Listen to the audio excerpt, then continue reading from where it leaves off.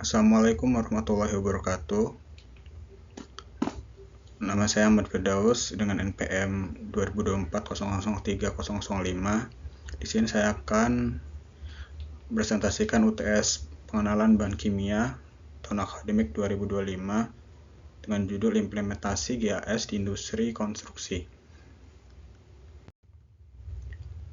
Di sini industri konstruksi penggunaan semen dan bahan kimia bangunan.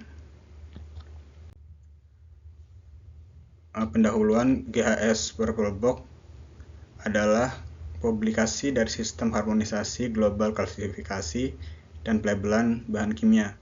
Untuk GHS-nya sendiri itu kepanjangan dari Globally Harmonized System of Classification and Labeling of Chemical.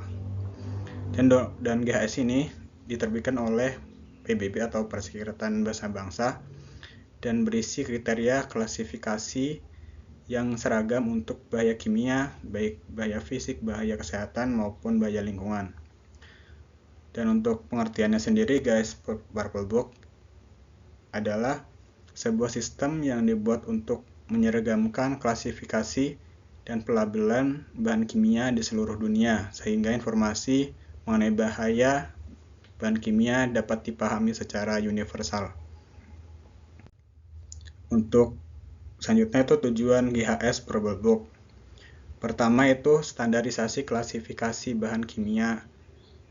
Itu sebagai untuk memastikan bahan kimia diklasifikasi secara beragam di berbagai negara. Kedua itu pelabelan bahan kimia yang aman. Itu untuk menggunakan simbol, warna, dan informasi yang jelas untuk mengurangi resiko kecelakaan. Yang ketiga itu penyusunan Safety Data Sheet atau SDS. Itu untuk memberikan informasi komprehensif tentang bahaya bahan kimia dan langkah pengendalian risikonya. Dan keempat itu meningkatkan keselamatan pekerja dan masyarakat. Itu untuk mengurangi dampak negatif terhadap kesehatan dan lingkungannya. Dan yang terakhir itu mempermudah perdagangan bahan kimia internasional. Itu sebagai standarisasi informasi bahan kimia untuk membantu distribusi lintas negara tanpa perbedaan regulasi. Setelah itu isi dari GHS Purple Book itu memberikan pedoman tentang, itu ada 3 poin ya. Pertama klasifikasi bahaya, di mana klasifikasi bahaya ini ada 3. Pertama bahaya fisik, kedua bahaya kesehatan, dan ketiga bahaya lingkungan ya. Terus setelah itu ada pelabelan. Pelabelan itu penggunaan piktogram, peringatan bahaya, dan kode warna untuk memudahkan identifikasi resiko. Yang terakhir itu Safety Data Sheet atau SDS. Itu sebagai format standar untuk memberikan informasi keamanan tentang bahan kimia. Untuk kasusnya sendiri, saya mengambil kasus pekerja mengalami iritasi mata dan saluran pernapasan karena debu semen, di mana debu semen ini mengandung kalsium oksida dan silika atau kuarsa. Itu tidak dilabeli dengan benar sebagai bahan iritan. Untuk penjelasan kasus yang diangkat ini, pertama industrinya adalah industri konstruksi. Untuk masalahnya sendiri itu pekerja mengalami iritasi mata dan saluran pernapasan akibat tumpahan debu semen, kalsium oksida dan silika kuarsa tidak dilabeli dengan benar sebagai bahan iritan. Setelah itu bahan yang digunakan itu ada 2 ya. Pertama CaO atau kalsium oksida, yang kedua silika atau kuarsa atau SiO2. Penyebabnya itu kurangnya pemahaman bahaya bahan kimia dan tidak adanya implementasi standar GHS. Untuk klasifikasi bahan kimia, implementasi GHS-nya itu klasifikasi bahan kimianya pertama kalsium oksida ya, atau CaO. Itu bahan bahaya kesehatannya itu berbahaya. Itu dapat mengakibatkan iritasi mata dan saluran pernapasan. Yang kedua itu bahaya fisik, dapat bereaksi keras dengan air, menghasilkan panas yang signifikan. Setelah itu bahan yang kedua itu silika atau kuarsa atau SiO2. Itu bahaya kesehatannya berbahaya. Dan bahaya ini dapat mengakibatkan inhalasi. Setelah itu pembuatan label ya. Label GHS untuk CaO atau kalsium oxide. Pertama, identifikasi produk, nama kimianya kalsium oxide atau CaO. Penggunaan bahannya bahan baku semen Portland. Setelah itu identifikasi produsennya itu PT Hubindo dari Gresik. Untuk piktogram bahayanya itu korosif dan iritasi. Kata sinyalnya bahaya atau danger. Nah, selanjutnya itu ada pernyataan bahaya, itu menyebabkan iritasi kulit, menyebabkan kerusakan mata yang serius, menyebabkan iritasi pernapasan. Yang kelima, pernyataan pencegahan, itu ada hindari pelepasan ke lingkungan, terus gunakan APD seperti masker, sarung tangan, dan pelindung mata. Dan jika terkena kulit, cuci dengan banyak air dan sabun. Jika terkena mata, bilas dengan air selama beberapa menit dan segera cari pertolongan medis. Yang keenam itu penyimpanan dan pembuangan. Pertama itu simpan dalam wadah tertutup rapat di tempat yang sejuk dan kering. Setelah itu buang isi atau wadah di tempat yang sudah disiapkan sesuai peraturan yang berlaku. Yang selanjutnya itu pembuatan label untuk silika ya, SiO2 atau kuarsa. Sama, pertama identifikasi, di mana itu ada namanya silika atau SiO2 atau kuarsa ya. Penggunaannya bahan baku semen Portland. Identifikasi produsennya itu PT Surifat Cilegon. Untuk piktogram bahayanya ini dia dapat untuk logo piktogramnya itu bahaya kesehatan yang serius ya. Kata sinyalnya bahaya atau danger. Untuk pernyataan bahayanya itu menyebabkan kerusakan organ melalui paparan yang berkepanjangan atau berulang jika terhirup, hanya untuk silika kristal yang dapat dihirup. Kan untuk semen sendiri kan dia debu ya. Terus yang kelima itu pernyataan pencegahan, hindari pelepasan ke lingkungan, gunakan APD masker seperti masker ya. Jika kurang sehat segera cari pertolongan medis. Yang keenam, penyimpanan atau pembuangan, itu simpan dalam wadah tertutup rapat di tempat yang sejuk dan kering. Buang isi atau wadah di tempat yang sudah disiapkan sesuai peraturan yang berlaku.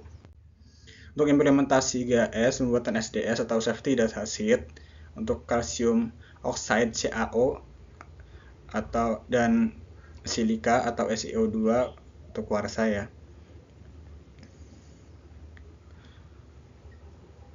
Pertama, identifikasi bahan kimia. Itu ada nama bahan kimia, rumus kimia, nama dagang, informasi distributor. Setelah itu, 2, identifikasi bahaya. Identifikasi bahaya itu ada klasifikasi bahaya menurut GHS, elemen label GHS, termasuk efek kesehatan dan lingkungan.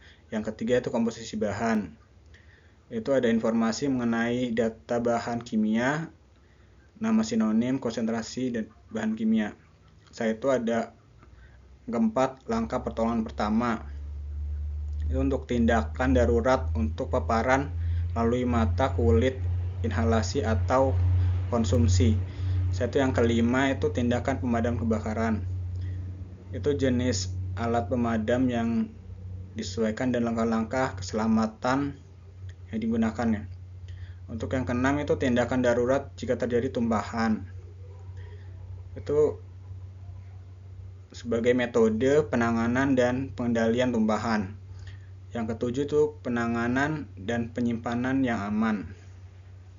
Itu sebagai petunjuk untuk mencegah bahaya saat penyimpanan dan penggunaan. Terus yang kedelapan itu tindakan pengendalian paparan dan APD. Itu batas paparan, ventilasi, dan alat pelindung diri yang diperlukan ya. Yang kesembilan itu sifat fisik dan sifat kimia. Itu sebagai informasi seperti bentuk, warna, bau, pH, titik didih, dan titik nyala. Yang ke-10 itu ada stabilitas dan reaktivitas. Itu kondisi yang harus dihindari dan bahan kimia yang tidak kompatibel. Saya itu ada informasi toksologi, itu efek akut dan kronis terhadap kesehatan manusia. Saya itu ada informasi ekologi yang ke-12, itu dampak lingkungan termasuk persistensi dan bioakumulasi. Itu pertimbangan pembuangan. Itu metode aman untuk membuang limbah bahan kimianya ya. Terus ke-14 itu ada informasi transportasi, itu klasifikasi pengangkutan berdasarkan regulasi internasional. Terus ada informasi regulasi, itu peraturan lokal dan internasional yang berlaku ya. Dan ke-16 informasi tambahan, itu untuk menyediakan informasi, instruksi, dan pelatihan yang memadai bagi operator informasi mengenai adanya revisi SDS atau Safety Data Sheet. Untuk hasil dan manfaatnya itu pertama peningkatan keselamatan kerja, itu ada pekerja lebih sadar akan bahaya dan bahan kimia, penggunaan alat pelindung diri atau APD yang tepat. Setelah itu yang kedua itu mengurangi resiko, di mana mengurangi resiko iritasi, penyakit pernapasan dan cedera lainnya. Yang ketiga itu kepatuhan terhadap regulasi, memenuhi persyaratan peraturan perundang-undangan terkait pengelolaan bahan kimia. Setelah itu yang terakhir keempat, meningkatkan produktivitas. Itu untuk lingkungan kerja yang lebih aman dan sehat, meningkatkan moral dan produktivitas pekerja. Untuk kesimpulannya sendiri, implementasi GHS Purple Box sangat penting untuk melindungi pekerja dari bahaya bahan kimia di industri konstruksi. Untuk pelabelan yang benar dan penyediaan SDS yang lengkap adalah kunci untuk komunikasi bahaya yang efektif. Dan rekomendasi dari saya untuk pertama itu perusahaan konstruksi harus melatih pekerja mengenai GHS dan bahaya bahan kimia. Yang kedua itu pentingnya untuk melakukan audit secara berkala untuk memastikan kepatuhan terhadap GHS. Yang ketiga, pemerintah dan asosiasi industri perlu meningkatkan sosialisasi dan edukasi mengenai GHS. Yang terakhir, keempat, penggunaan APD yang sesuai yang harus diwajibkan dan diawasi. Terima kasih. Sekian dari saya, kurang dan lebihnya saya mohon maaf. Assalamualaikum warahmatullahi wabarakatuh.